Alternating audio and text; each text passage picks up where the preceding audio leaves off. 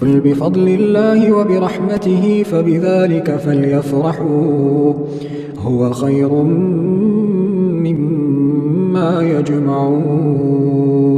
നബിയെ അങ്ങ് പറയുക, അള്ളാഹുവിന്റെ ഔദാര്യം കൊണ്ടും റഹ്മത്ത് കൊണ്ടും നിങ്ങൾ സന്തോഷിക്കുക, അതാണ് മറ്റെന്തിനേക്കാളും നിങ്ങൾക്ക് ഖൈർ. ആ ആയത്തിന്റെ ഒരുപാട് തഫ്സീറുകളിൽ നമുക്ക് കാണാൻ കഴിയും. ആ റഹ്മത്ത് എന്നാൽ മുത്തനബി സല്ലല്ലാഹു അലൈഹി വസല്ലം തങ്ങളാണ്. കാരണം ഖുർആനിൽ തന്നെ മറ്റൊരു ആയത്തിലൂടെ അള്ളാഹു പറയുന്നത് കാണാം,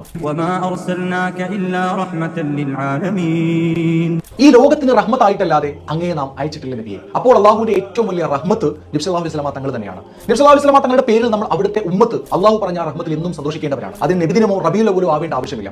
അപ്പോൾ ഈ സുഹൃത്ത് ഇപ്പോൾ പരിശുദ്ധ ഖുർആനിൽ നിന്ന് ആയത്തോതിയിട്ടാണ് നമ്മുടെ നാട്ടിൽ നടക്കുന്ന ജന്മദിനാഘോഷം, നബി സല്ലല്ലാഹു അലൈഹി വസല്ലമയുടെ ജന്മദിനാഘോഷത്തിന് ഖുർആനിൽ തെളിവുണ്ട് എന്നിട്ട് സൂറത്ത് യൂനിസിലെ ആയത്ത് നമ്മൾ കേൾപ്പിച്ചു.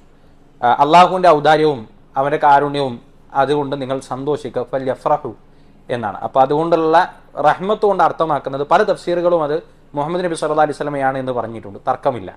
റഹ്മത്ത് അള്ളാഹുവിൻ്റെ കാരുണ്യം എന്നത് പ്രവാചകനാണ് എന്നും അതല്ലാത്തതാണ് എന്നുമൊക്കെ തഫ്സീറുകൾ വന്നിട്ടുണ്ട്. ഏതായാലും ആ ഫൽയഫ്റഹു നിങ്ങൾ അതുകൊണ്ട് സന്തോഷിക്കുക എന്നതിൻ്റെ അർത്ഥം നബിദിനം ആഘോഷിക്കാനാണ് എന്ന് പറഞ്ഞാൽ, അങ്ങനെ വന്നാൽ നമ്മളൊന്ന് ആലോചിക്കണ്ടേ. ഈ ആയത്ത് അവതരിപ്പിക്കപ്പെട്ടത് റസൂലുള്ളാഹി സ്വല്ലല്ലാഹു അലൈഹി വസല്ലമക്കാണ്. പ്രവാചകൻ അവിടുന്ന് ഒരൊറ്റ വർഷവും പ്രവാചകനായി ജീവിച്ച 23 വർഷവും റബീഉൽ അവ്വൽ 11 ജന്മദിനം ആഘോഷിച്ചിട്ടില്ല എന്ന് നമ്മളല്ല പറയുന്നത്. ഇവർ തന്നെയും ആഘോഷിക്കുന്നവർ തന്നെയും അംഗീകരിക്കുന്ന ഗ്രന്ഥങ്ങളിൽ മഹാന്മാരായ പണ്ഡിതന്മാർ ഇത് രേഖപ്പെടുത്തി വെച്ചിട്ടുണ്ട്.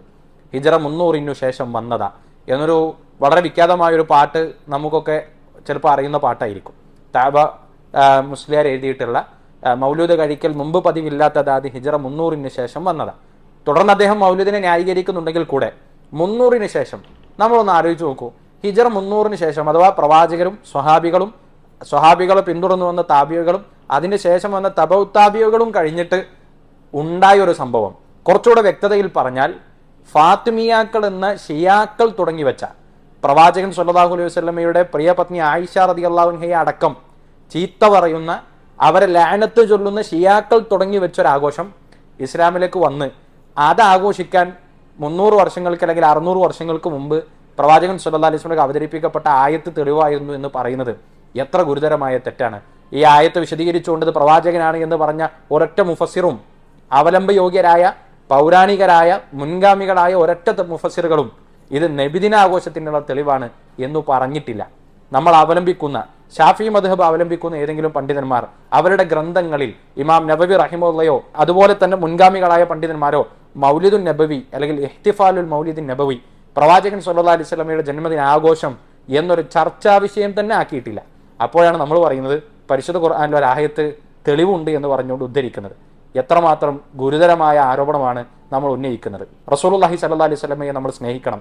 ഏതുപോലെ ഇമാം ഷാഫി റഹിമഹുള്ള നമ്മളെ പഠിപ്പിച്ചതുപോലെ ഇന്നൽ മുഹിബ്ബ ലിമൻ യുഹിബ്ബു മുതീഉ, സ്നേഹിക്കുന്നവൻ ആരെയാണോ സ്നേഹിക്കുന്നത് അവരെ അനുസരിച്ചുകൊണ്ടാണ് ആ സ്നേഹം പ്രകടമാക്കുക.